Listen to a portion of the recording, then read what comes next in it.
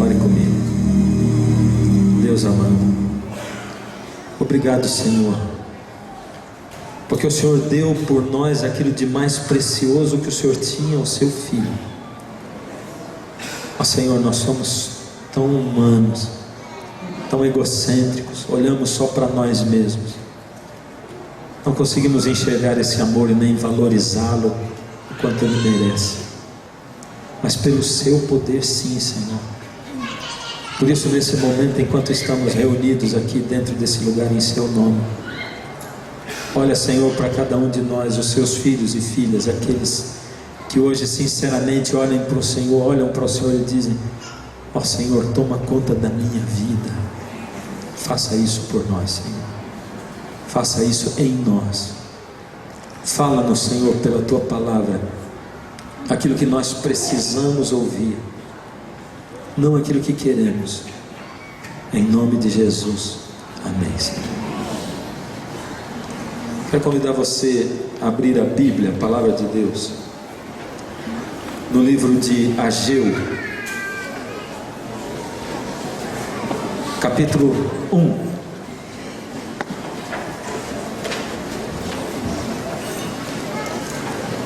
Ageu é um daqueles livros difíceis da gente encontrar na Bíblia, porque ele é muito pequenininho, está logo ali no fim do Antigo Testamento. Se você for muito rápido, passa dele.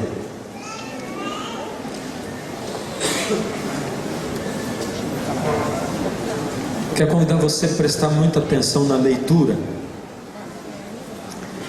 O primeiro versículo, ele tem uma tendência de querer tirar a gente da atenção do texto, porque esse primeiro versículo a gente lê e não entende nada. Então, sabendo disso já, logo depois no verso 2 em diante, ele tem uma história para a gente acompanhar. E eu quero convidar você a prestar muita atenção no que Deus tem para nos falar através desse texto hoje. No 2º ano do rei Dario, no 6º mês, no primeiro dia do mês, veio a palavra do Senhor por intermédio do profeta Ageu a Zorobabel, filho de Salatiel, governador de Judá, e a Josué, filho de Josadac, o sumo sacerdote, dizendo: assim fala o Senhor dos exércitos. Esse povo diz: não veio ainda o tempo em que a casa do Senhor deve ser edificada. Veio, pois, a palavra do Senhor por intermédio do profeta Ageu, dizendo: acaso é tempo de habitardes vós em casas bonitas e apaineladas, enquanto a minha casa permanece em ruínas? Ora, pois, assim diz o Senhor dos exércitos: considerai o vosso passado. Tendes semeado muito e recolhido pouco. Comeis, mas não chega para fartar-vos. Bebeis, mas não dá para saciar-vos. Vestivos, mas ninguém se aquece. E o que recebe salário, recebe-o para colocar num saco furado. Assim diz o Senhor dos exércitos: considerai o vosso passado. Subi ao monte, trazei madeira, edificai a casa, dela me alegrarei e serei glorificado, diz o Senhor. Esperastes o muito, e eis que veio a ser pouco, e esse pouco, quando o trouxestes para casa, eu com um assopro o dissipei. Por que, diz o Senhor dos exércitos? Por causa da minha casa, que permanece em ruínas, ao passo que cada um de vós corre por causa da sua própria casa. Por isso os céus retêm sobre vós o seu orvalho, e a terra os seus frutos. Fiz vir seca sobre a terra e sobre os montes, e sobre o cereal, sobre o vinho, o azeite, e sobre o que a terra produz, como também sobre os animais, os homens, e sobre todo o trabalho das mãos. Eu queria que você pensasse numa coisa em primeiro lugar. Deus tem um sonho para toda a humanidade, e esse sonho dele está revelado em João 3,16, que diz que Deus amou a quantos? Ele amou o mundo de tal maneira, tanto, que ele deu o seu Filho unigênito, para que todo que nele crê não morra, mas tenha a vida eterna. A graça do Senhor Jesus é uma fonte a jorrar a água da vida. Para poder tomar posse da água da vida, Deus amou o mundo tanto que Ele colocou essa fonte jorrando, mas para poder tomar posse da fonte da vida, eu tenho que ir lá e beber. E para que o mundo inteiro saiba dessa fonte, alguém tem que contar que existe a fonte e que precisa ir lá e beber essa água, a água da graça do Senhor Jesus.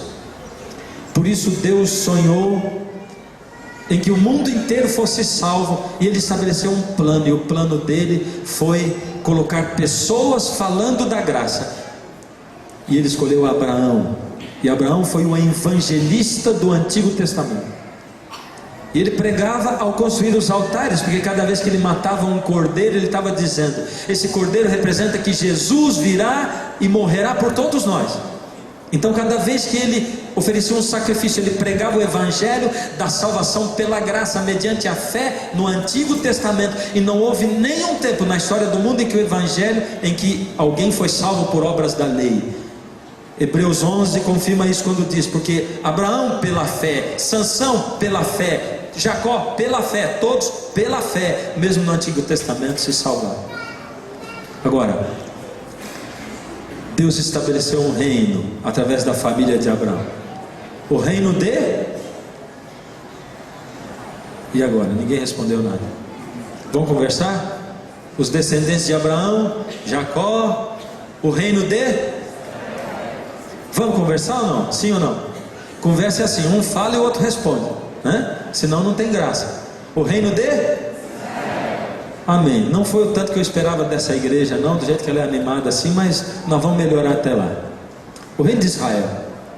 E o reino de Israel deveria ser o pregador. Por quê? Porque Deus sonhou assim: com tudo que eu instruí dentro dessa palavra, o meu povo vai ter mais saúde, o meu povo vai ser mais sábio, vai ter famílias mais estruturadas, o meu povo vai ser uma nação diferente. Por isso os reinos do mundo inteiro vão olhar para o meu povo Israel e vão dizer: meu Deus, que sabedoria é essa? Meu Deus, que saúde é essa? Que longevidade é essa? Que coisa tremenda é esse povo? Quem é que pode fazer isso por eles? E quando o mundo inteiro vier para saber, eles vão dizer: é o meu Deus, é o Deus de Israel que deixou a sua palavra, é por causa dele que nós somos assim. E isso se realizou exatamente na época de Salomão. Lembra-se que a rainha de Sabá saiu do reino dela e veio para conhecer a sabedoria de Salomão e as riquezas do reino de Israel, e a ordem de Israel, e a saúde de Israel, e as leis de Israel. Ali estava plenamente o Deus da glória se manifestando num reino terrestre que foi estabelecido, constituído por ele e aceito por homens que se colocaram na mão de Deus. Coisa maravilhosa. Ali no reino de Israel estava o templo. E o templo, ele tinha um esplendor, uma glória e uma honra tremendas. O reino estava todo tomado de ouro e de prata. Ele está fugindo de você, não sei porquê, viu? Pode ir, tudo bem, não vou segurar mais. Se eu soubesse já tinha deixado. Desculpa, não fui eu, foi sua mãe. Onde é que eu estava mesmo? A rainha de Sabá foi lá para ver a glória do reino de Salomão. O templo, ele era cheio de glória, ele tinha muito de ouro, de prata, ele tinha muito de tudo. Mas a glória maravilhosa do reino do templo de Salomão não estava na prata e nem no ouro, e nem nas esculturas de ouro, os querubins que cobriam a arca.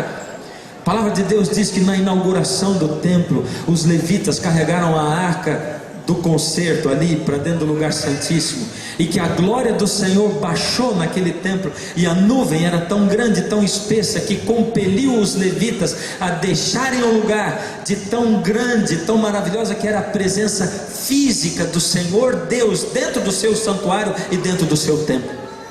Por isso a glória daquele templo estava no fato de que Deus habitava fisicamente no seu santuário, através da luz da sua glória, a Shekinah. Aquele povo podia ter a certeza de que era guiado por um Deus que se manifestava fisicamente ali, e essa era a glória do reino de Salomão. Aquele povo podia ver e saber de tudo isso, mas eles mesmo assim abandonaram a Deus. Como nós seres humanos somos terríveis. Aquele povo não só abandonou a Deus, eles romperam os vínculos com Deus aos poucos, porque o pecado ele começa aos poucos na vida da gente.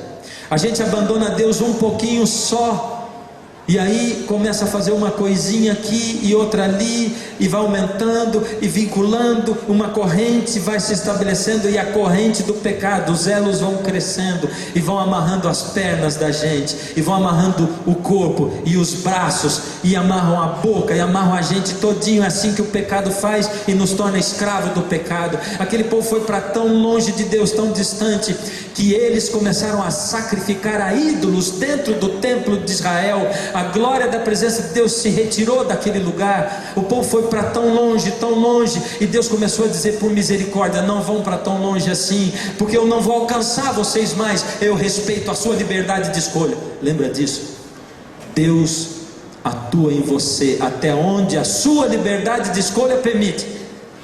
Até onde você permite Deus tomar conta da sua vida. Ele não extrapola. Jesus diz: eu estou do lado de fora batendo, estou à porta. Se você ouvir a minha voz e abrir a porta, eu vou entrar e vou cear com você. Mas se você não abrir, eu vou ficar do lado de fora ainda. E Deus mandou os profetas, e os profetas falavam e advertiam. Os profetas tinham que falar na cara do povo que eles tinham de errado, e os profetas diziam: vocês estão errados, estão indo para longe, vai acontecer que vocês vão ser destruídos. Os nossos governantes abandonaram a Deus, vocês abandonaram. Nós não gostamos de ser repreendidos, é ou não é? A gente não gosta. E tem certos tipos de mensagem que a gente odeia. Sobre saúde, por exemplo, a gente odeia, é ou não é? E quando a gente vê que aquela tal daquela pessoa que gosta de falar de saúde sobe no púlpito, se eu soubesse ido congregar em outro lugar hoje.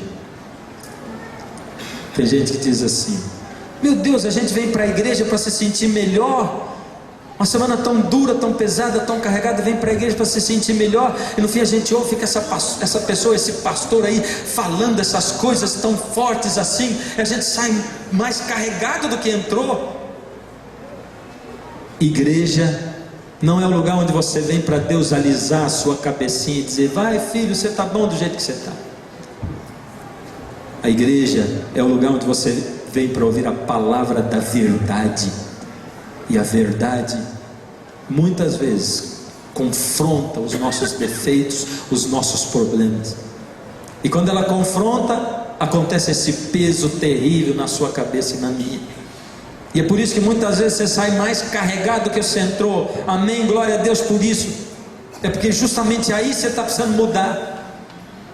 A palavra de Deus diz que quando o jovem rico foi se encontrar com o Senhor Jesus, e o Senhor Jesus, diz o Evangelho de Marcos, olhando para ele, o amou e disse. E o que Jesus disse? Você está tudo errado. Está dizendo que guarda os 10 mandamentos, mas tropeça logo de cara no primeiro, que diz: não terás outros deuses diante de mim. O teu Deus é o dinheiro. Vai, vende tudo que você tem, dá o dinheiro para os pobres, depois você vem e me segue. Porque no seu caso, você não pode ter R$1 no seu bolso, porque se você tiver, você vai amar mais a esse real do que a mim. Então você dá tudo e vem me seguir sem nada. Porque muitos vão poder ter muito dinheiro, mas outros vão poder não ter nada, porque senão não vão me seguir. E se você quiser, vai abrir mão de tudo, porque é isso que está ocupando o seu coração. Muitos vão poder fazer coisas que outros não vão. Por isso o meu plano para você é individual. Para de olhar para o seu próximo, para olhar para o irmão ao seu lado, e vai olhar para Deus e para a sua vida. O meu plano é individual para a sua salvação. Mas o povo não queria saber dos profetas. O povo batia nos profetas, prendia os profetas e cerrava os profetas no meio, como fizeram com Isaías. Por isso o povo foi e descambou para onde tinha que descambar. E por isso Babilônia veio, Nabucodonosor, e destruiu o templo de Israel e levou o povo cativo. Você conhece na história de Daniel, porque Daniel estava entre aqueles. O povo foi levado para lá e ficou um restinho de gente ali. Depois de 70 anos, o novo rei, como o profeta Jeremias tinha profetizado, deixou, e o povo voltou para reconstruir Jerusalém e o templo, para reconstruir o reino de Deus terrestre, porque Deus queria de novo pregar o evangelho para o mundo através do seu reino terrestre. E eles voltaram. Não foi todo mundo que voltou, porque eles saíram do luxo, saíram das glórias saíram da capital da economia, das facilidades, saíram de Babilônia, do jardim suspenso, da biblioteca, da universidade, da arte de Babilônia, e foram para o nada, para a ruína, para reconstruir. E quando eles chegaram lá, tiveram a oposição dos samaritanos, que não os deixavam reconstruir o templo. Eles lutaram 1 ano, 2 anos, 10 anos e não conseguiam reconstruir o templo. E aquele povo cansado, vivendo num lugar árido, trabalhava demais, e eles começaram a pensar: sinal de Deus, é sinal de Deus, nós não devemos reconstruir, nós estamos aqui para fazer a obra de Deus, reconstruir a casa de Deus, por ordem de Deus, e não está dando certo, não deve ser ainda o tempo de reconstruir o templo, vamos cuidar da nossa vidinha. E começaram a trabalhar, construir suas casas, trabalhar na sua plantação, trabalhavam demais, davam duro. Eles trabalhavam demais e não conseguiam quase nada, davam duro, trabalhavam 12, 14 horas por dia, o dinheiro parece que não rendia. É lógico que um ou outro conseguia construir uma casa maior, uma coisa bonita, uma fazenda, mas era muito trabalho, quase não chovia, chuvas escassas, uma terra meio seca, e aquele povo cuidando da sua vida. E nessa época Deus mandou o profeta Ageu com a sua mensagem. A palavra de Deus diz aqui em Ageu, verso 2 em diante: assim fala o Senhor dos exércitos, esse povo diz: não veio ainda o tempo em que a casa do Senhor deve ser reedificada. Veio, pois, a palavra do Senhor por intermédio do profeta Ageu, dizendo: é acaso o tempo de habitar de vós em casas apaineladas, enquanto esta casa permanece em ruínas? Ora, pois, assim diz o Senhor dos exércitos: considerai o vosso passado, tendes semeado muito e recolhido pouco, comeis, mas não chega para fartar-vos, bebeis, mas não dá para saciar-vos, vestivos, mas ninguém se aquece, e o que recebe salário recebe para colocar num saco furado. Assim diz o Senhor dos exércitos: considerai o vosso passado. Qual é a maior vontade, o maior desejo do Senhor Deus hoje, nos tempos nos quais nós estamos vivendo? Antes, deixa eu perguntar um negócio para você, espero que você responda. Em que tempo da história do mundo nós estamos vivendo? É no fim? Tem certeza? Ou não? No fim do tempo do fim? No finzinho do tempo do fim? É. Qual a coisa que Deus mais deseja hoje? Se naquela época o que Deus mais desejava era restaurar o seu reino terrestre, o que Deus mais deseja hoje é restaurar o seu reino universal. E o reino universal de Deus foi retirado das mãos dele quando o pecado entrou nessa terra. E o que Deus mais deseja é acabar com o pecado.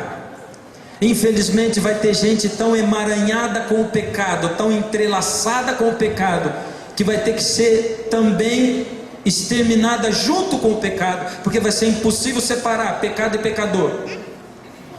O Senhor Deus deseja vir a esse mundo, e o que Deus mais deseja é voltar a esse mundo, acabar com o pecado e restaurar o seu domínio eterno, universal. É o que Deus mais deseja.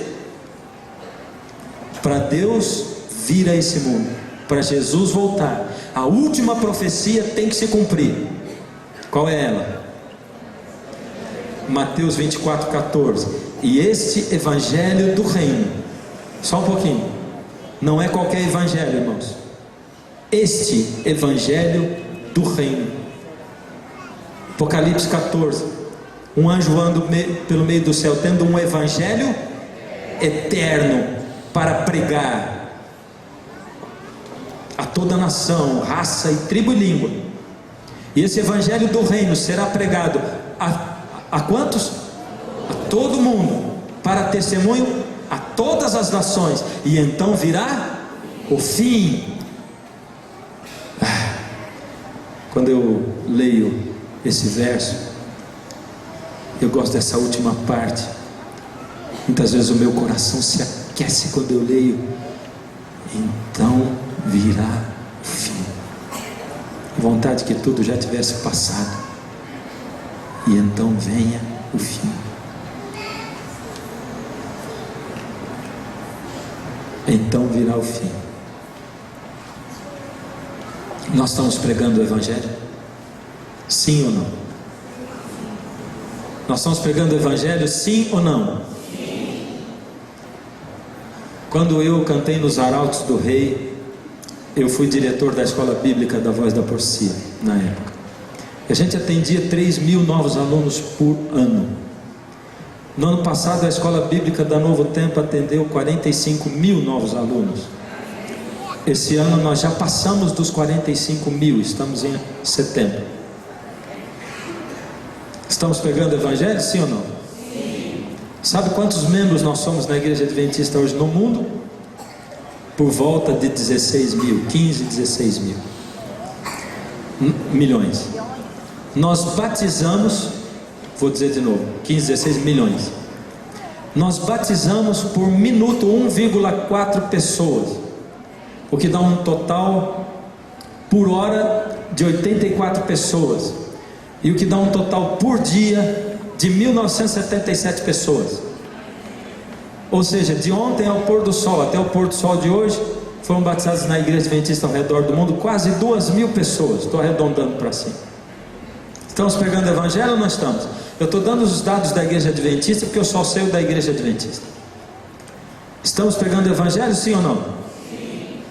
Sabe quantas pessoas nascem no mundo por segundo? Eu falei que a gente batiza 1,4 por minuto. Quantos nascem por segundo? 4. Quantos morrem por segundo? 2. Então são 2 a mais no mundo por segundo no planeta Terra. Isso dá um total dia de 200.000 novas pessoas no mundo por dia. Nós batizamos 2.000 e nascem 200.000. O nosso saldo negativo é de quanto? 198.000 por dia, fora os 6,5 bilhões de habitantes que tem o mundo, e os estudos dizem que em 2030 vão chegar a 9 bilhões. Eu fico olhando para o Irã, para o Iraque, para a Índia, onde o cristianismo é quase inexistente, para os países muçulmanos. Eu fico olhando para o Japão, onde eu estive há 20 anos atrás, e somando todos os cristãos dava 1% da população. Eu estive há 3 anos atrás e ainda é 1% da população, juntando católicos e protestantes todos. Nós estamos pregando o Evangelho? Será que nesse ritmo a gente vai pregar o Evangelho para que Jesus venha? O que é que está faltando? Agora eu quero ouvir você me falar. O que está faltando para terminar de pregar o Evangelho? Fala alto, quero ouvir. Faltando pregar? Faltando o que mais? Não estou ouvindo. Desprendimento? O que mais? Recurso, dinheiro? O que mais? Comprometimento? O que está faltando, meu irmão? Houve alguma época nesse mundo aonde o Evangelho foi pregado a todo mundo? Naquela época? Houve. Ela está em Atos 2, vamos dar uma olhadinha? Atos 2.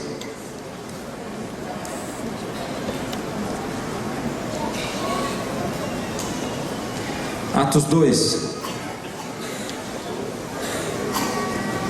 verso 1 em diante. Ao cumprir-se o dia de Pentecostes, estavam todos reunidos no mesmo lugar. De repente veio do céu um som, como de um vento impetuoso, e encheu toda a casa onde estavam sentados. E apareceram distribuídas entre eles línguas como de fogo, e pousou uma sobre cada um deles. Todos ficaram cheios do Espírito Santo e passaram a falar em outras línguas, segundo o Espírito lhes concedia que falassem. Verso 5. Ora, estavam habitando em Jerusalém judeus, homens piedosos, vindos de todas as nações debaixo do céu. Quando pois se fez ouvir aquela voz, afluiu a multidão que se possuiu de perplexidade, porquanto cada um os ouvia falar na sua própria língua.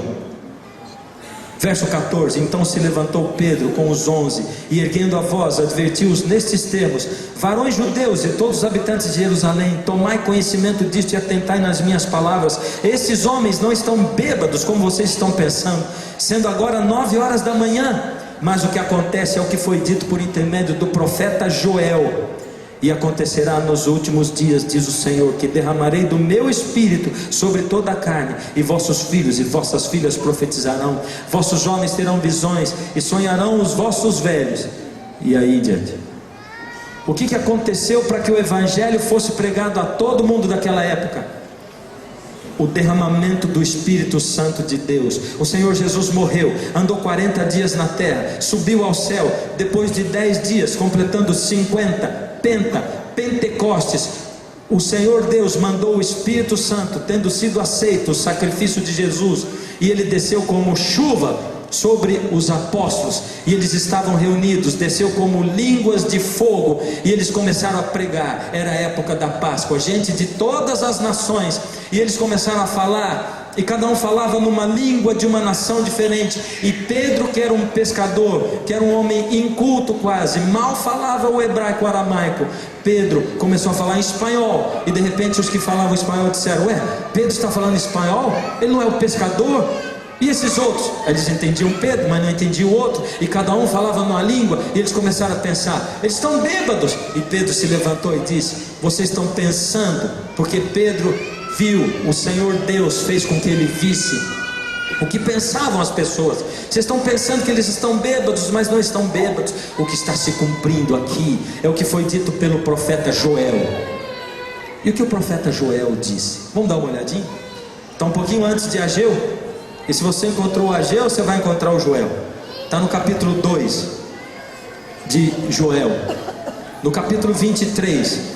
Antes de Joel dizer aquilo que Pedro falou, Joel disse assim: alegrai-vos, pois, filhos de Sião, verso 23, regozijai-vos no Senhor vosso Deus, porque Ele vos dará em justa medida vamos falar? Ele vos dará em justa medida a chuva fará descer como outrora a chuva temporã e a chuva serôdia. Como é que acontecia em Israel? Os agricultores faziam assim. O clima não era maluco como o clima de hoje. As estações do ano tinham seu papel e eram cumpridas. Ali pelo mês de outubro caía a primeira chuva, chamada de chuva temporã, regava a terra. Aí o agricultor ia lá e plantava. Ele jogava a semente, jogava o grão, e aí a chuva continuava caindo. Ela era uma chuva um pouco mais fraca, mas ela era constante, e ela vinha caindo, e ela vinha caindo. A planta que era plantada, a semente que era plantada ali, a planta ia crescendo e crescendo, e a chuva temporã vinha caindo, e vinha crescendo, e o tempo passava, e quando chegava ali pelo final do mês de fevereiro, aí a planta do trigo já estava grande, quase maduros os grãos, quase. Elas precisavam de mais água para arrancar mais força, para ter mais esforço para amadurecer. E Deus mandava uma chuva torrencial forte. Era a chuva serôdia, rápida, forte, torrencial. Ela fortalecia o grão, terminava de amadurecer. Por isso, logo depois da chuva serôdia, tinha que vir ceifando e colhendo, porque senão passava da época. Era assim que acontecia.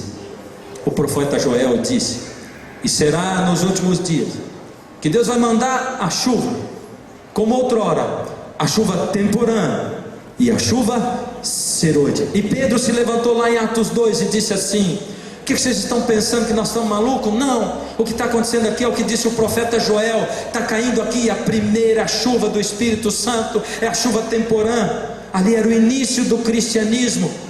2000 anos atrás, Deus regou a terra, Deus mandou a chuva temporã do Espírito Santo, o batismo do Espírito Santo, e aqueles homens começaram a pregar, a plantar o cristianismo. Em 2000 anos o cristianismo se desenvolveu, e hoje o cristianismo é uma planta grande, é uma planta quase madura. Por isso hoje, no finalzinho, no finzinho do tempo do fim, Deus diz: eu vou derramar de novo agora a chuva serôdia, grande, forte, torrencial, a chuva do Espírito Santo, para terminar de amadurecer o grão.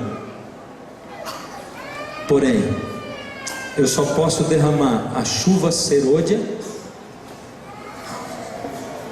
depois da chuva temporã na sua vida. A chuva serôdia cai sobre quem? Sobre quantos? E será depois que derramarei sobre toda a carne o meu espírito, é o que diz Joel, não é? A chuva serôdia vai ser derramada sobre todos. Contudo, você imagina qual é o efeito da chuva serôdia, uma chuva forte e torrencial, em cima de uma plantinha que não recebeu a chuva temporã. É uma plantinha fraquinha e pequena, que não se desenvolveu no espírito. E qual é o efeito dessa chuva grande, forte e torrencial em cima de uma planta forte, cujos grãos já estão quase maduros? Esse é o efeito da chuva serôdia sobre toda a carne. Nós, adventistas do sétimo dia, não aprendemos a não marcar tempo para a volta de Jesus, é ou não é? A gente ainda marca até hoje. Por isso que de vez em quando rola na internet uma mensagenzinha dizendo assim: olha aquele negócio do decreto, teve uma reunião lá na Europa e está acontecendo isso. O ano passado tinha uns e-mails assim: olha esse negócio, olha, perseguição, sabe o que está acontecendo? Lá nos Estados Unidos tem um monte de caixão acumulado, e mandava aqueles textos pela internet, dava um trabalho ficar deletando aquelas porcarias tudo. É porque nós botamos na cabeça que Deus vai fechar a porta da graça depois do tal do decreto. Por isso que ele interessa. Porque a gente ainda está marcando data para a volta de Jesus e está pensando assim: enquanto não vier o tal do decreto eu tenho tempo, porque não fechou a porta da graça. A chuva serôdia, ela serve para duas coisas. Primeiro, para dar poder para a pregação do Evangelho no último tempo. E Deus só vai pregar o Evangelho através do poder do seu Espírito Santo que será derramado. Pode botar dinheiro, pode botar esforço, pode botar a igreja inteira trabalhando, se não tiver o poder do Espírito não vai virar em nada.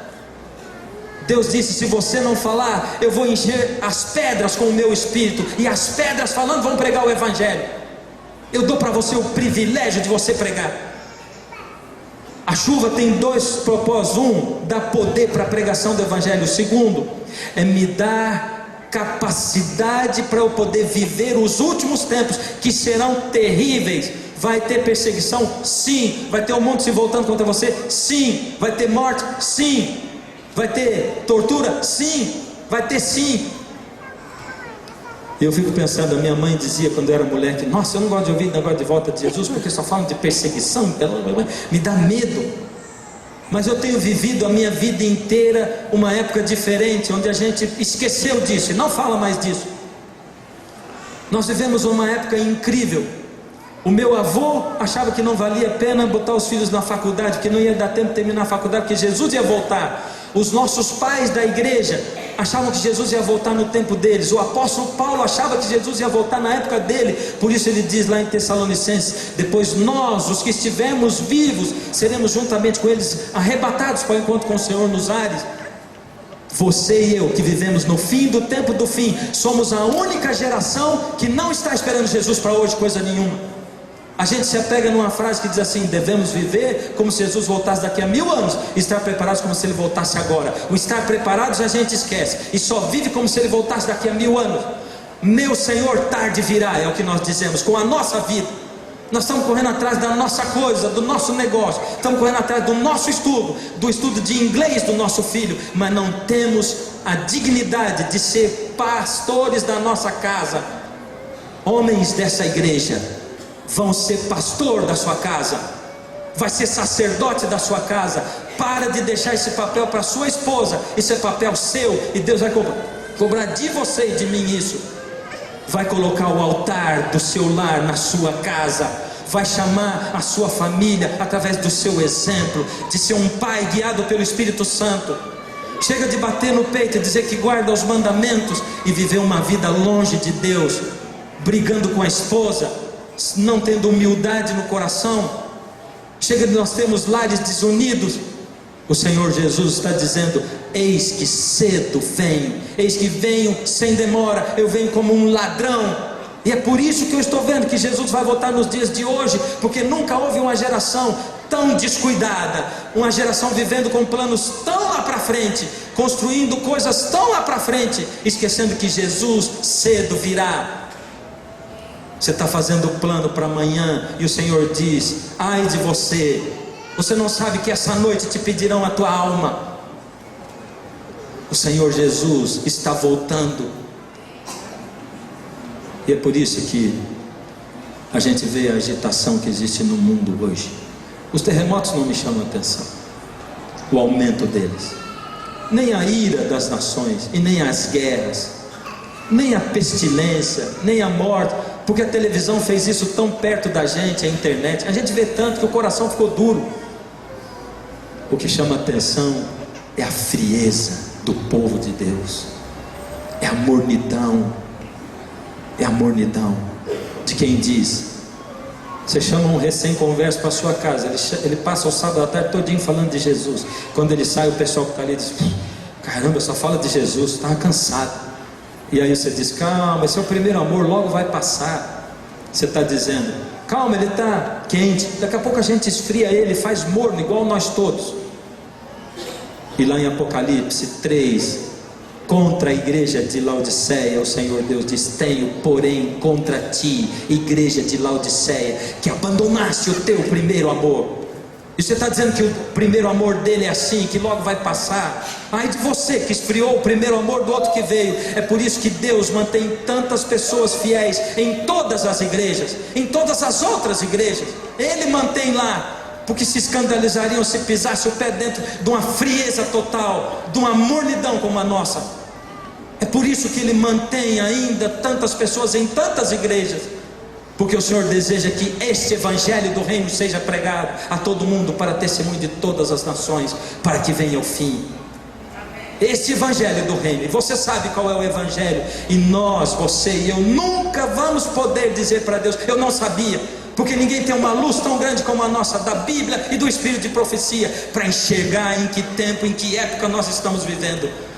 Ou Jesus está voltando hoje, ou eu estou ficando maluco, eu estou ficando louco de ver pessoas buscando a Deus como quem busca a água e o pão, de ver gente se levantando e pregando, de ver as manifestações do Senhor Deus ao redor do mundo. Eu nunca vi essa igreja falar tanto sobre o batismo do Espírito, eu nunca vi essa igreja falando tanto sobre a oração, e o mundo inteiro buscando. Eu nunca vi um movimento tão grande de dois extremos. De um lado, gente dizendo que o Espírito Santo não é Deus, porque, queridos, numa igreja onde as pessoas não recebem a chuva temporã, o batismo diário do Espírito Santo, a gente dá margem para que chegue gente e diga que o Espírito Santo não é Deus. Porque se você e eu fôssemos batizados com o Espírito Santo, não ia ter ninguém que ia falar essa besteira. Só fala que não existe o Espírito Santo quem não o tem, e nega a existência de Deus, e será cobrado de Deus por isso. Do outro lado, nós temos um monte de gente exagerado, falando de um Espírito Santo, que é um Espírito Santo da emoção e do sentimento, e que fazem do Espírito Santo mais um espírito demoníaco, e fazem com que os cultos pareçam um negócio no espiritualista de um centro de Umbanda. Por causa disso, a gente fica do lado de lá, no outro extremo, e não quer ser guiado pelo Espírito de Deus. E a gente fica satisfeito: rico sou e de nada tenho falta. E o Senhor Deus chama o profeta Ageu, e ele diz assim para Israel: esse povo diz: não é o tempo ainda, não é o tempo ainda, não é o tempo de reconstruir o templo. O Senhor Deus diz, verso 9: esperastes o muito, e eis que veio a ser pouco, e esse pouco, quando trouxeste para casa, eu com assopro dissipei. Meu Deus, eu fico desesperado. Eu espero muito quando eu ponho o meu programa na TV. Eu espero que centenas de milhares peçam curso bíblico. Quando eu ligo para lá, eles dizem: pastor, nossa, hoje foi um recorde, 500 pessoas pediram o curso bíblico. Eu digo: meu Deus, tanto dinheiro investido para 500 pessoas pedirem o curso bíblico. Pior ainda quando os nomes são enviados para as associações, porque nós temos uma lista de 8 meses de gente que pediu visita e não foi visitado. Aí me dá desespero ainda maior, porque o que está faltando muitas vezes não é o dinheiro, está faltando envolvimento pessoal. Gente precisa de gente trabalhando por gente. A gente tem que sair de dentro da igreja, dos bancos da igreja, tem que usar o sábado como sábado, para ir buscar quem está fora, para visitar quem está doente, para matar a fome do esfomeado. O Senhor Deus está nos chamando para viver o Evangelho, não para pregar o Evangelho. Nós vamos pregar quando nós vivemos esse Evangelho. É aí que nós vamos pregar. Aí o Senhor Deus diz: por que, diz o Senhor dos Exércitos? Por causa da minha casa que permanece em ruínas, ao passo que cada um de vós corre por causa da sua própria casa. Por causa da minha casa. Deus está dizendo: sabe por que eu não derramei a minha chuva serôdia? Talvez você disse: não tem nada a ver com chuva serôdia. Olha o verso 10: por isso o céu sobre vós retém o seu orvalho, e a terra os seus frutos. O céu está retendo a chuva. Fiz vir seca sobre a terra e sobre os montes. Nós vivemos uma época de seca espiritual, onde tem gente forjando um espírito que não é o Espírito de Deus, e onde tem gente dizendo que o Espírito de Deus não é Deus. Seca sobre a terra. Há um momento em que as 10 virgens dormiram e cochilaram, e as suas lâmpadas se apagaram, porque o óleo do Espírito foi consumido. Ou você guarda o óleo em dobro hoje, ou você vai acordar e não vai ter mais dele. Nós vivemos os últimos momentos antes do derramamento da chuva serôdia. Essa é a nossa era. Esse é o tempo no qual nós vivemos. Agora veja, por que, diz o Senhor? Porque a minha casa permanece em ruína, enquanto a sua casa está bonita. Você está correndo atrás dela. Deus está falando que a gente tem que fazer uma excursão e ir lá para Israel para poder reconstruir o templo lá, não é verdade? Muitas excursões, porque uma excursão só não reconstrói, precisa de muitas. É isso ou não? Mas ele está falando que não derramou a chuva serôdia porque está faltando reconstruir o templo. O que é isso? Quem é o templo do Espírito? 1 Coríntios: acaso não sabeis vós que não sois de vós mesmos, e que o vosso corpo é templo do Espírito de Deus, porque fostes comprados por preço? Deus está falando para você e para mim: filho, eu não derramei ainda, porque você, o templo do meu Espírito, que é o seu corpo, está em ruínas, acabado, detonado. O seu corpo. Deus está dizendo: eu não posso derramar o meu Espírito, porque você anda vivendo segundo o seu bel prazer. Você anda fazendo sexo com quem não é a sua esposa. Vocês andam fazendo trocas de casal. Você anda abusando de criança e vendo pornografia na televisão. Você anda acessando a internet o que não é para você acessar. Você anda fazendo sexo com pessoa do mesmo sexo seu. É por isso que eu não posso derramar o meu Espírito sobre o meu povo. Você anda enchendo a sua cabeça e a sua mente de lixo. Você enche o seu corpo de lixo com a comida que você come. O mundo inteiro chama ela de lixo, junk food. Você sabe disso e você come sabendo que é, e mete lixo para dentro de você. E você depois me pede milagre e cura para mim. Como eu vou curar você se você fez do seu corpo um depósito de lixo? No seu ouvido só entra música lixo, nos seus olhos só entra o lixo de Hollywood, o lixo que a Rede Globo produz. E depois você diz: meu Deus, como é que as crianças amadurecem cedo, não é mesmo? Se despertam para o sexo, perguntam as coisas que a gente não sabe o que é.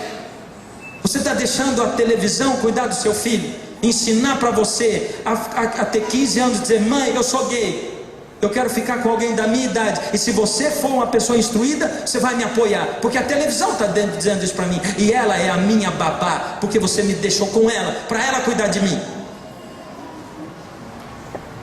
O Senhor Deus está dizendo: você está vivendo um vaso de lixo.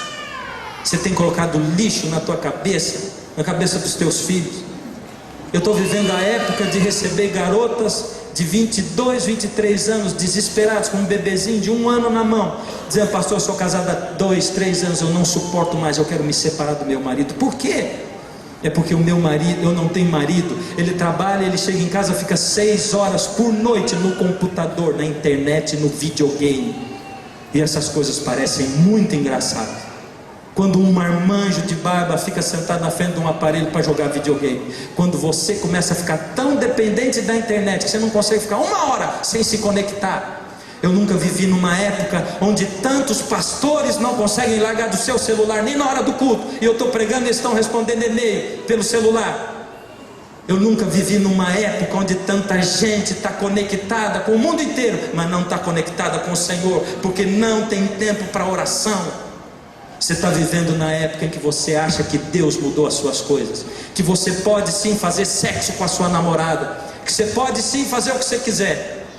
E é por isso que lá em 2 Pedro, Pedro diz assim: homens vivendo segundo as suas paixões, e dizendo: onde está o Senhor? Porque nós ouvimos falar da sua vinda desde que os pais morreram. Eu sempre ouvi falar da volta de Jesus, cadê Ele? E por isso você vai vivendo segundo as suas paixões. Esses escarnecedores vivendo segundo as suas próprias paixões, não é gente de fora, é gente que ouviu falar da vida de Jesus e que a despreza. E eu vou dizer, se a chuva serôdia prepara a gente para os últimos acontecimentos, que serão terríveis, isso quer dizer que a porta da graça pode estar aberta para você e para mim. Mas se eu não receber a chuva serôdia, eu não vou chegar até lá. A porta da graça, ela serve para os de fora, para aqueles que não vão receber a chuva serôdia. Deus vai derramar a sua chuva serôdia sobre a sua igreja invisível. Os que pregam o Evangelho, têm o testemunho, a fé em Jesus, o testemunho de Jesus e a fé. É sobre esses. Igreja invisível. O mundo inteiro está se despertando para a verdade da lei de Deus. Porque é uma verdade, queridos. Porque se Deus aboliu a lei, eu posso matar e roubar. E é por isso que o cristianismo vive isso.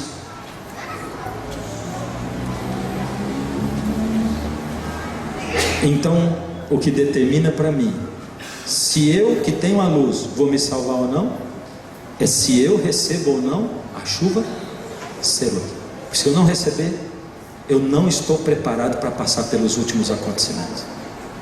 Para os de fora, que receberão a pregação e virão, eles têm até o fechamento da porta da graça. Mas você e eu, só até a chuva serôdia. E quando a chuva serôdia vai cair?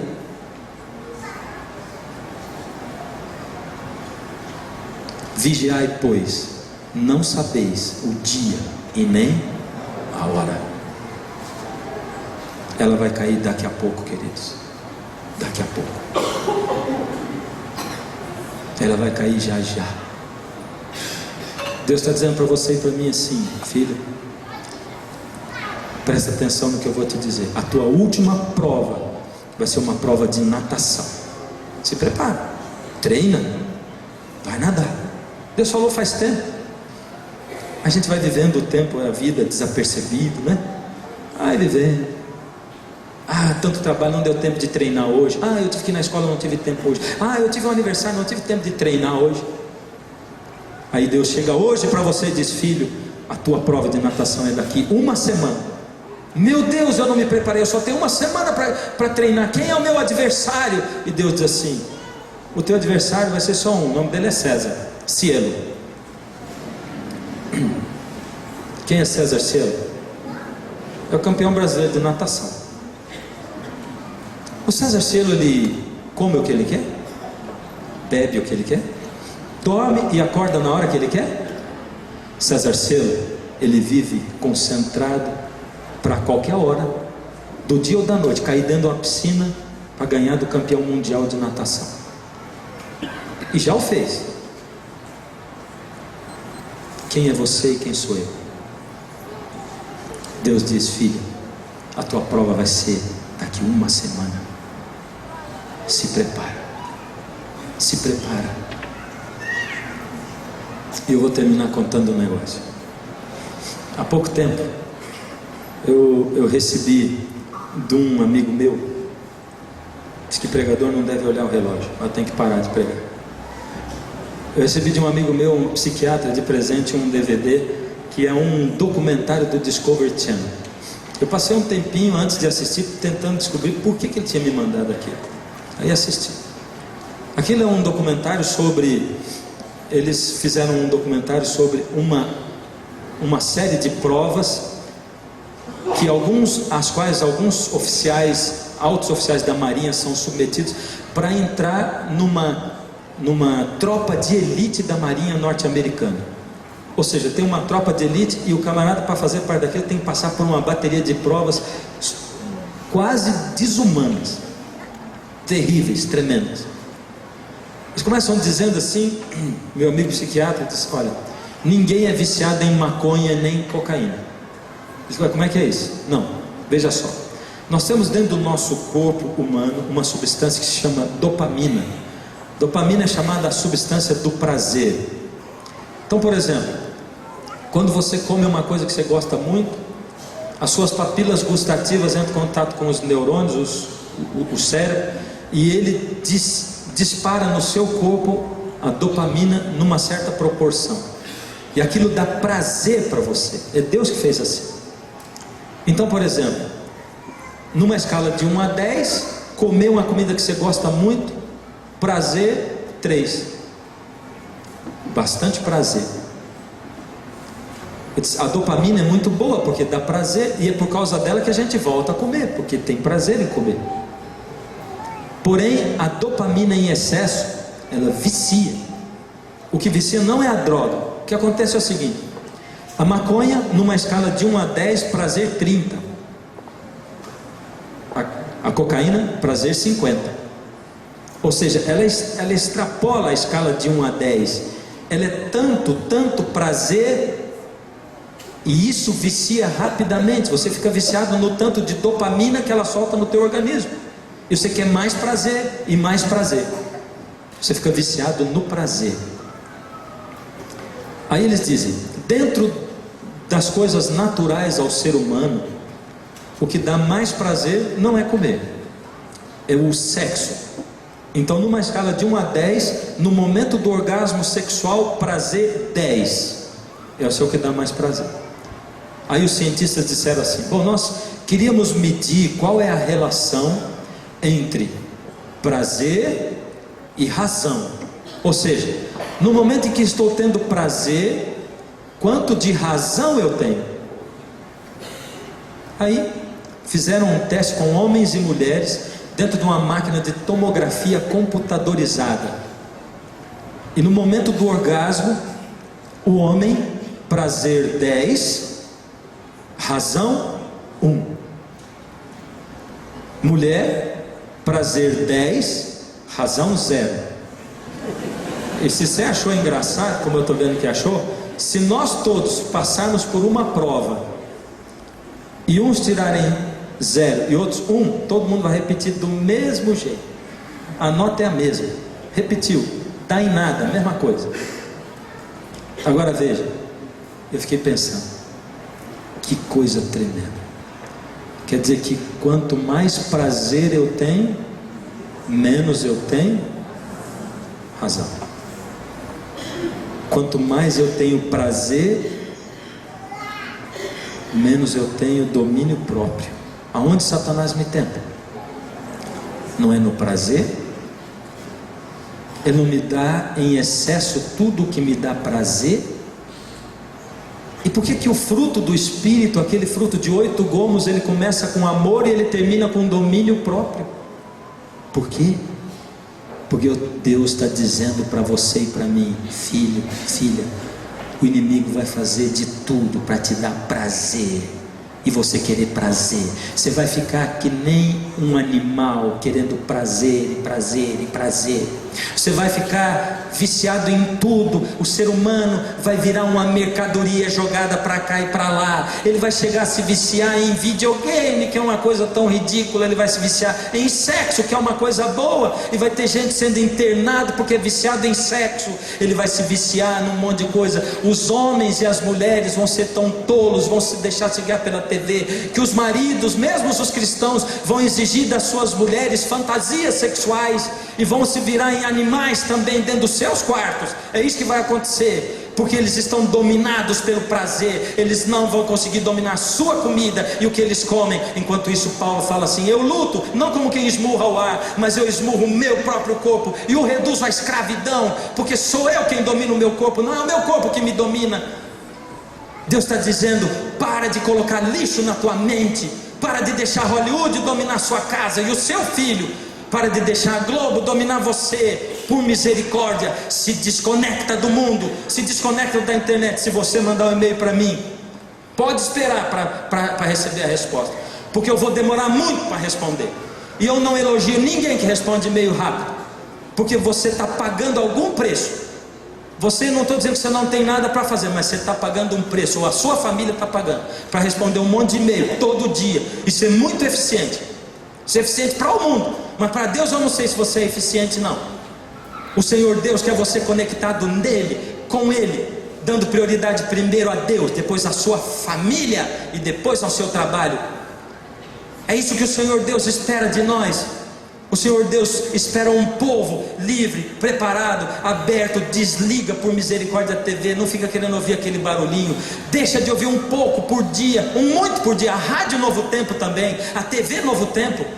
Não fique enchendo a tua cabeça de barulho só porque é de Deus. Deus quer falar com você. Ele está falando, Ele está se mostrando, mas você não consegue ouvir a Deus, não consegue ver a Deus, porque a tua cabeça está cheia de coisa.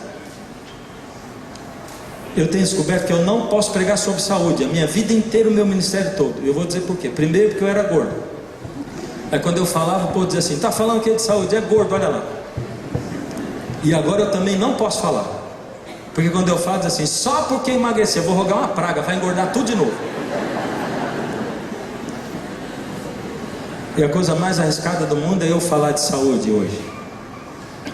Em primeiro lugar, eu não operei meu estômago. Não tenho nada contra quem opera, mas eu não operei, não reduzi meu estômago. Não fiz isso. Faz 1 ano e meio que eu perdi 30 quilos. E eu vou dizer para você, eu estou falando de saúde, de lixo e tal, mas eu gosto demais de comer picanha gordurosa. Eu gosto demais de comer muito chocolate. Eu gosto demais. Eu vou dizer para você, eu lembro daquele texto de Pedro, quando eu estou dentro de uma churrascaria e passa aqueles espetos assim, ó, diz assim, ó, ela anda ao seu redor bramando como um leão, procurando que você possa tragá-la. Sabe como é que é? Eu não posso fazer nada, eu gosto. E agora 1 ano e meio eu sou vegetariano. Vegetariano matusquela, porque eu ainda estou comendo peixe. Mas não é fácil, querido.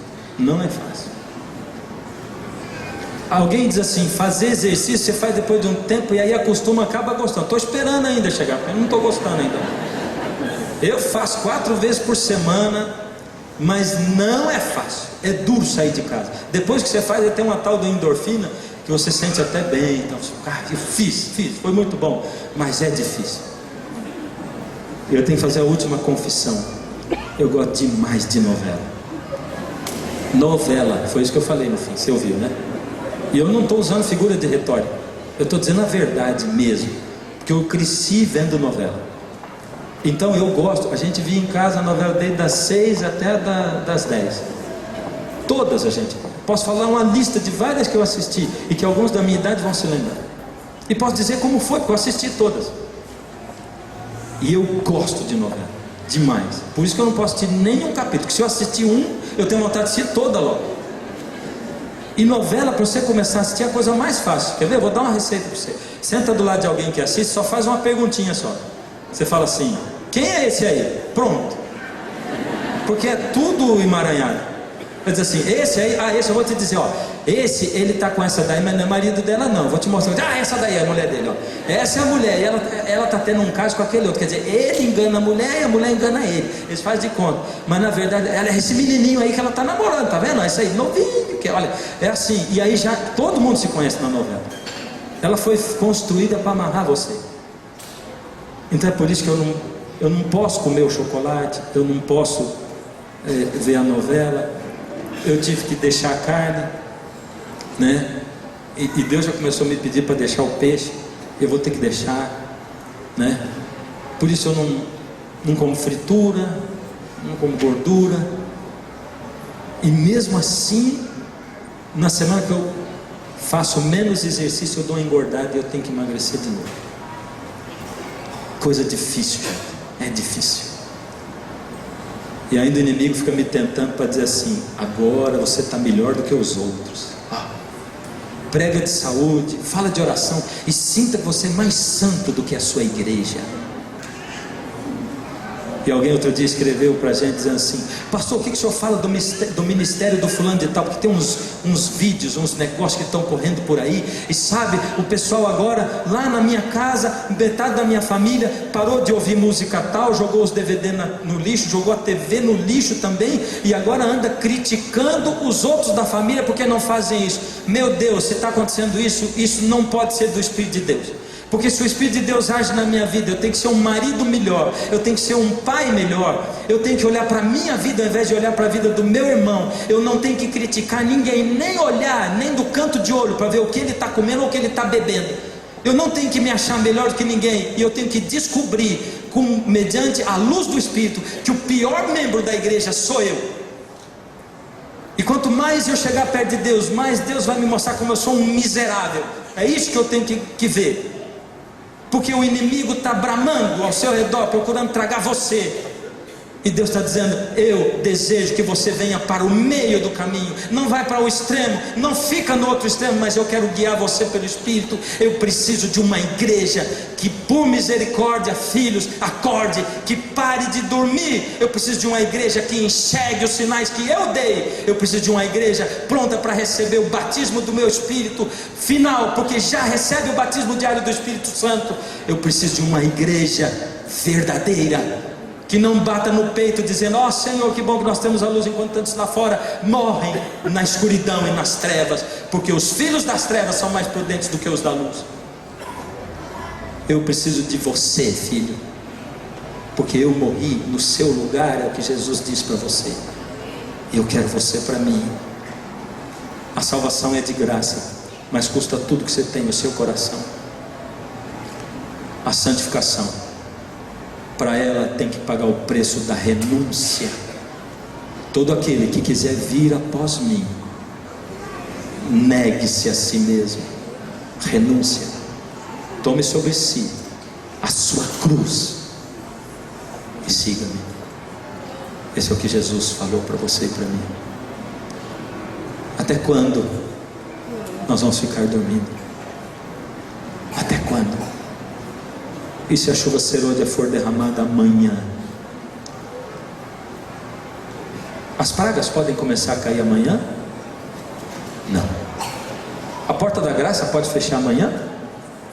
Não. Tem um monte de coisa para acontecer antes. Tem que vir o decreto antes. Tem que vir um monte de coisa antes. Mas a chuva serôdia pode cair amanhã?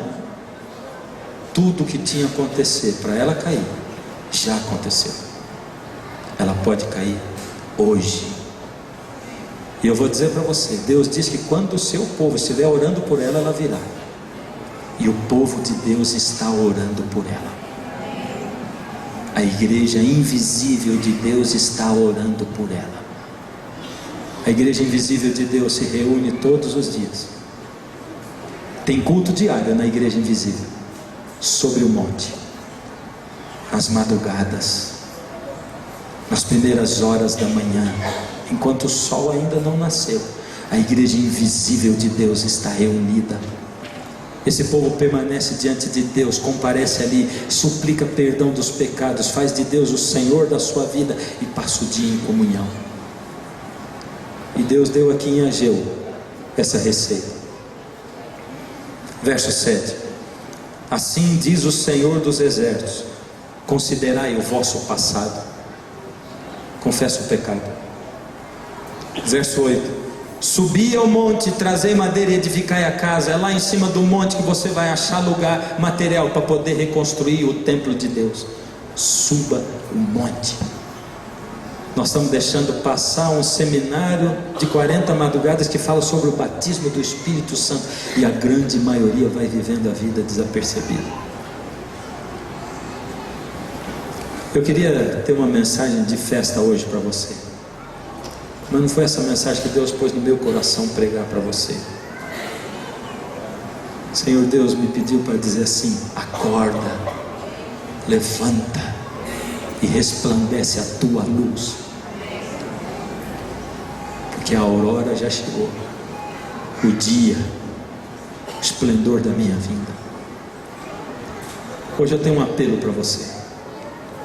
O apelo é de Paulo, Romanos 1, 1 e 2. Rogo-vos, pois, irmãos, pelas misericórdias de Deus, que apresenteis o vosso corpo como um sacrifício vivo, santo e agradável a Deus, que é o vosso culto racional. E não vos conformeis com este século, mas transformai-vos pela reconstrução da vossa mente. Você aceita esse apelo? Ó Senhor, nós somos incapazes de seguir o Senhor, e o Senhor sabe disso. Temos sido incapazes até mesmo de nos desvincular das coisas que nos amarram a esse mundo. Para dizer a verdade, temos sido incapazes de querer o Senhor. Nem isso nós queremos. Mas nesse momento, Senhor, daí da onde o Senhor está, o Senhor vê os corações sinceros que desejam querer e se entregar e ter condições de estar mantidos ao seu lado, de soltarem as correias e as cadeias que os prendem a esse mundo. E do céu pode-se ver a luz, fachos de luz que emanam para esses corações aqui dentro. Obrigado, Senhor, pela luz do céu que entra na nossa alma. Ajuda-nos a crer e tomar posse dessa bênção antes mesmo de a recebermos. Dá-nos fé. Nós sabemos o caminho é Jesus. Ó Senhor, toma-nos nas tuas mãos e ajuda-nos a acordarmos enquanto ainda é tempo. Aceita-nos. Recebe o perdão, o pedido de perdão dos nossos pecados. Em casa hoje, cada um de nós vai declarar ao Senhor os pecados que temos cometido. E amanhã de novo, e depois de novo, e depois. Aceita-nos em nome de Jesus. Amém, Senhor.